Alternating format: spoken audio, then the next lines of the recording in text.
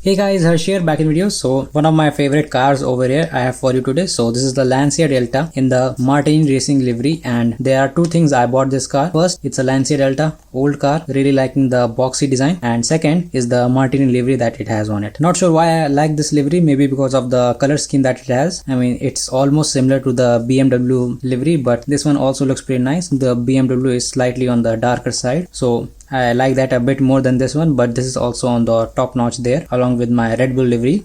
So this is the Mini GT number 300, so if you want to get it for yourself you can get it. And nothing much else about the box there apart from the sticker of the Lancia company. You can see it is a separate sticker, not just a printed sort of thing that you get in other Mini GT models, and also with the TSM holographic logo. So let's quickly unbox it and see what we get inside. Pretty nicely packaged. I mean, it is a standard packaging. So here's the car.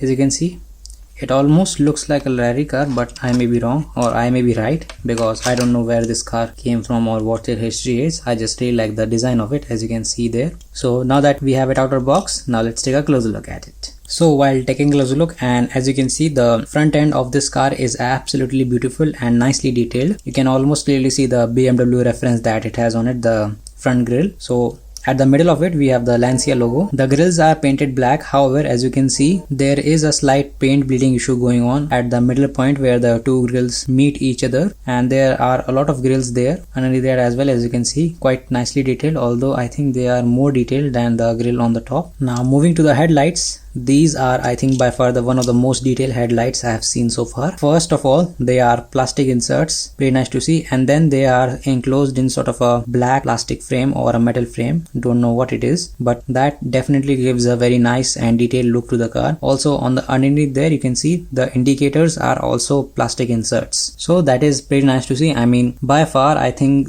this car and the DTM car that I have reviewed are the ones that have this much detail in their headlights. I think more models should have this particular sort of detail, so pretty nice to see there. Now if you move to the side fender, you can see we have the Michelin logo, and at the top we have the Martini logo along with some Michelin logo as well, and also the logo of a company which I cannot pronounce and I won't pronounce. On the hood we can see we have quite a few vents there. I mean, this thing looks like it needs a lot of cooling, so that's why there are so many vents on the front end of the car, but they look pretty nice. As you can see, the details here are quite spot on, although here I think there is a bit of a mistake going on. Now if you take a look at the windshield, you can see we have two windshield wipers and the Martini Racing written on the top there. Pretty nice to see. The side mirrors, I think these are non-existent, but there is some sort of piece that is stuck to the side there. I think these are sort of aerodynamic side mirrors that are pasted on the sides there. They are sort of in a vertical position, as you can see, and as always without the plastic inserts, so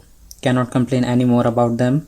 Now if you take a look at the side door, you can see that there is nothing much apart from the door handle, which are quite nicely detailed for the size and price of this model. So you get a impression on the metal body along with some black paint, which is I guess okay. Now if you take a look further back, you can see at the back fender, you can see that there is some paint bleeding issue going on. You can sort of see how the red paint is splashing inside the wheel well, and also over here you can see the paint is sort of misaligned. Let me just quickly check if it's the case over here. So yeah, it is also. So I'm guessing it is just an alignment problem. It is not correctly aligned, that's why we get sort of this finish. Now over here you can see we have the fuel port as well. Nice circular cutout for this one. And if you take a look at the interior, you can see that it is quite nicely detailed. We get a spare tire at the back there, and also some steering wheels. But let's just quickly open it up and see what we get inside.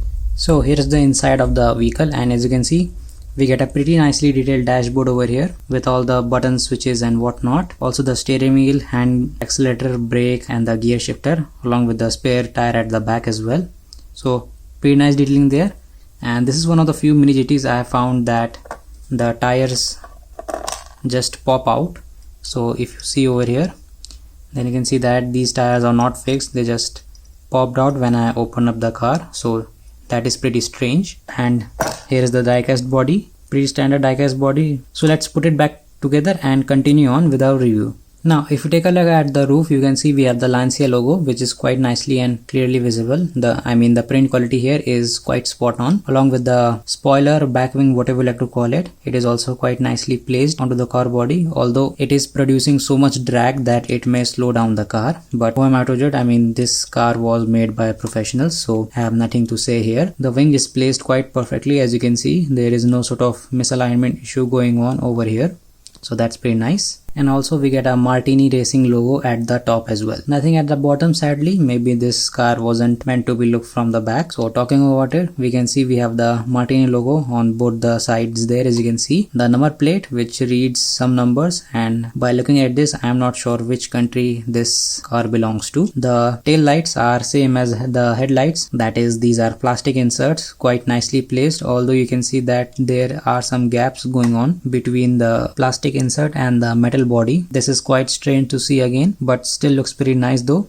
You can see the sort of yellowish color as well in the brake light, which is the indicator. And also besides that, you get this sort of logo, which I am not sure what this one is. Maybe it's the logo for the rally team or whatever, but I am not sure what it is. And then you get these sort of things, which I have absolutely no idea about what these are. At first I was guessing these are sort of mud flaps, but then I remembered that mud flaps will go right over here, right after the wheel. So if these are not mud flaps, then I don't know what these are.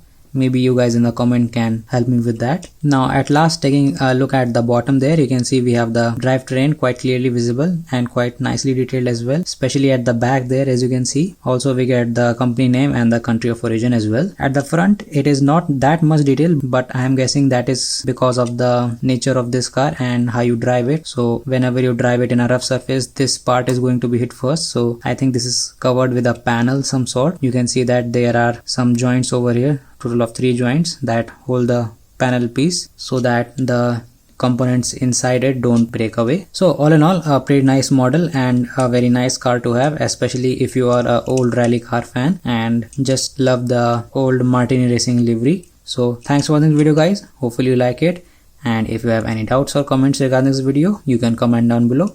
I will try to answer them as soon as possible. So until then, I will see you all in the next one.